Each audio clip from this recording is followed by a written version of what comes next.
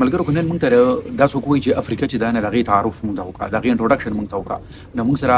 د دې یو څو خبرونه بغیر چې افریقا د دنیا دویم لوی بری اعظم دی د رګبي لیا سره په دویم نمبر دی د بادای لیا سره په دویم نمبر دی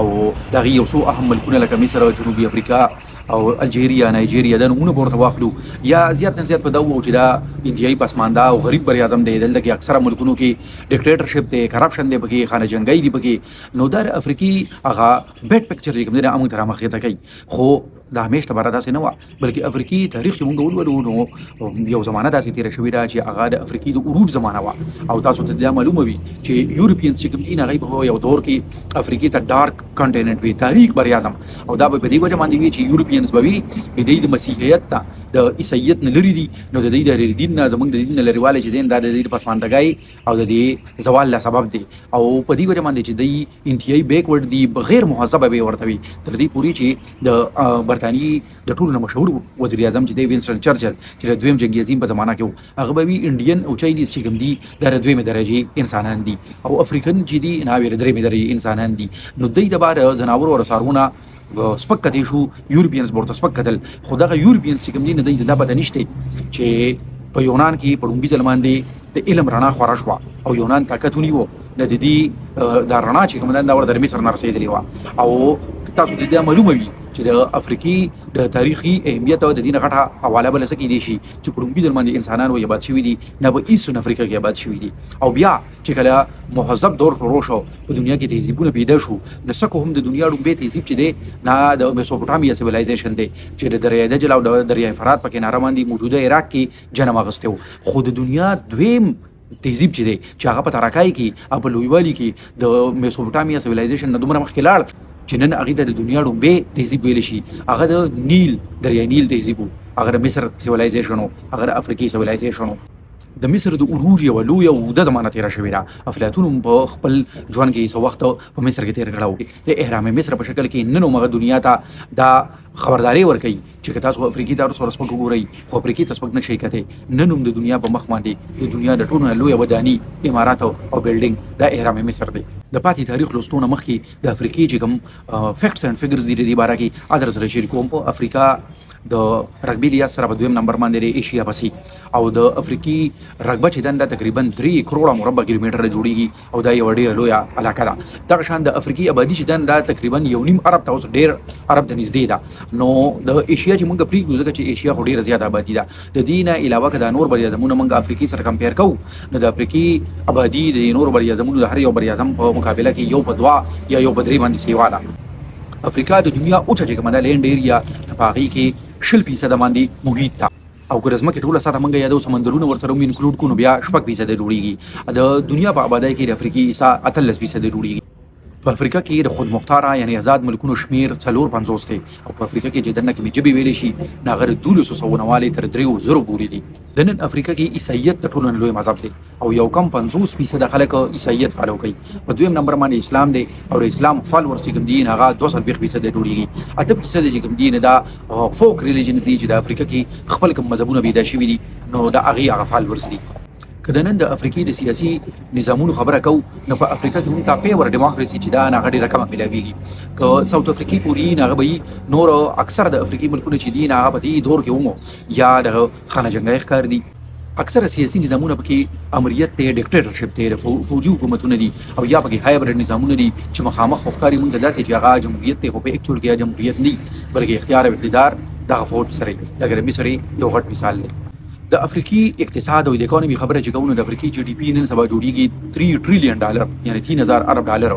نو اوس د دې نه موږ دا خبره کنکلوډ کولی شو چې اکنامیکلی افریقا ډېره وروسته ده ځکه چې د افریقې چې څومره آبادي ده تقریبا 1.5 ارب نو هم دومره آبادي د هندوستان یا د چین هم ده نو د چین سره چې موږ افریقا کمپیر کوو نو د چین نن سبا جی ډي پی چې ده 18 ټریلیون ډالر ده او بل طرف ته د افریقې 3 ټریلیون ډالر ده نو اوس موږ د دې نه لکه دا اخیست کولی شو کنه چې څومره افریقا وروسته ده او څومره پکې پوټنشل موجود دی د مخکې تلو هغه د افریقې د رګبي لیا سره د ټولو نه غټ ملک الجیریا دی او د آبادۍ لیا سره د ټولو نه غټ ملک نایجیریا دی او همدغه نایجیریا د افریقې د ټولو نه غټه اکانومي دا چې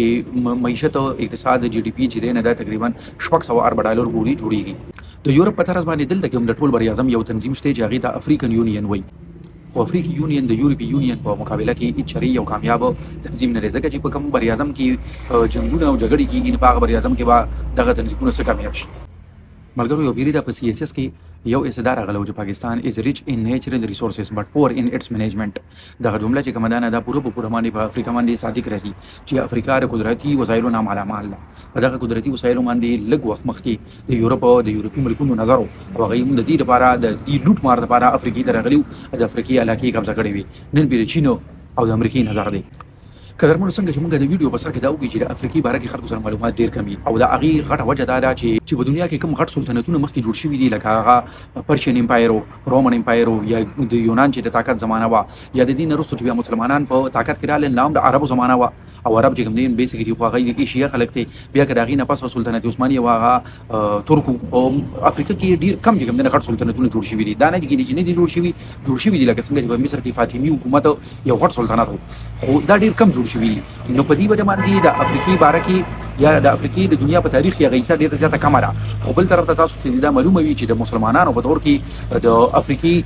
بدر سیموانه هغه په خیر زیاته کنورټ شوی و. خو چې کله د مسلمانانو دور ختم شو د مسلمانانو زوال راغی د افریقا هم ورسره بیا یو بیرته زوال رااله. ځکه چې ګورئ د مسلمانانو په دور کې د ځکه د وجود زمانه لیدلې ده چې دغه طارق بن زیاد چې سپین په تکړه او بیا په سپین باندې دغه مسلمانانو حکومت نو د طارق بن زیاد او د سره رافوج د چې دا هم د افریقي خلکو او د افریقي خلک تلي او په سپین او پرتګال باندې تر صدو پورې حکومتونه کړو. د ویډیو د ختمولو نه مخکې یو واقعیت تاسو ته وایم چې د هغې نه تاسو ته پته ولګي چې په تېره 200 کاله په افریقې باندې څنګه تېر شو. دا د 1840 کال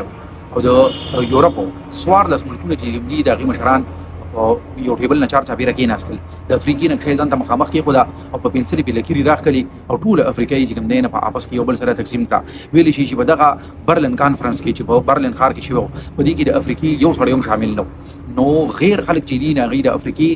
د قبضه کولو لپاره پوره پلان جوړ کړو او هم د دغې پلان مطابق بیا افریقا قبضه کړې شوه. نو د 1840 نه پس چې کله یورپینز راغلل او دلته کې افریقا قبضه کوله نو د افریقي د ګرمۍ او د صحراګانو د وجې نه هغوی دلته کې نه ودد نو لهذا هغوی په خپل فوجونو کې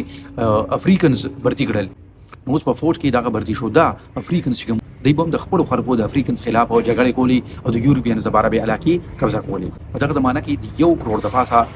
افریقن خلک چې کوم دي هغه یورپینز د خپلو خدمت لپاره یورپ ته ولېږل. د دې هلته کې د غلامانو په تور باندې وساتلی شو او په هغه زمانه کې چې د دنیا او د افریقې آبادي ډېره کمه وه او 1 کروڑ سړي ته بل بر اعظم ته ولېږي. نو لهذا د هغې د وجې نه وایي دلته کې په افریقا کې د سړو او د ښځو هغه شو چې کوم وانه هم ډېره زیاته ګډه وډه شوه او سړي ډېر زیات کم شو. 19مه او 20مه صدي په افریقا باندې داسې تېره شوه چې د ایتوپیا او د لایبیریا نه علاوه ټوله افریقا د دغه یورپین پاورز په قبضه کې وه. خو د دویم جنګ عظیم نه پس چې څنګه په نوره دنیا کې ډیکالونایزیشن شروع شو نو دلته هم ډیکالونایزیشن شروع شو او د افریقي ملکونو ازادي واخیسته.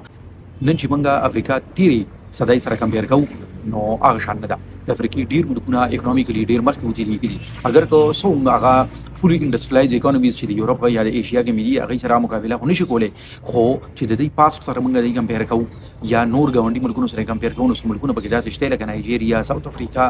او کینیا چې د دوی نن نه موږ دا نتیجه اخیستلی شو چې د دوی سباوون چې دی نه هغه روښانه دی. قدرمنو د نن دور د اقتصاد دور دی چې کوم ملک له اقتصادي لحاظ سره اکنامیکلی ښه نه د هغوی د دنیا په پالیټکس کې ډېر مهم رول وي. د دې د وجې نه چې افریقا د غریبانانو ملکونو یو بر اعظم دی نو په یو ان کې یو ان سکیورټي کونسل کې چې کوم پرمننټ ممبرز دي چې ویټو پاورز ورته ویلی شي نه په هغې کې د دې دومره لوی بر اعظم هېڅ نمایندګي نشته. نن هم په دنیا کې چې کوم سوپر پاورز دي او هغوی پسې چې په لومړي سب کې ولاړ کوم میډل پاورز دي نه په هغې کې افریقا میسنګ ده. امید دی ویډیو نه به تاسو زده کړه کړي. بلې ویډیو کې به بلې موضوع سره راشو. الله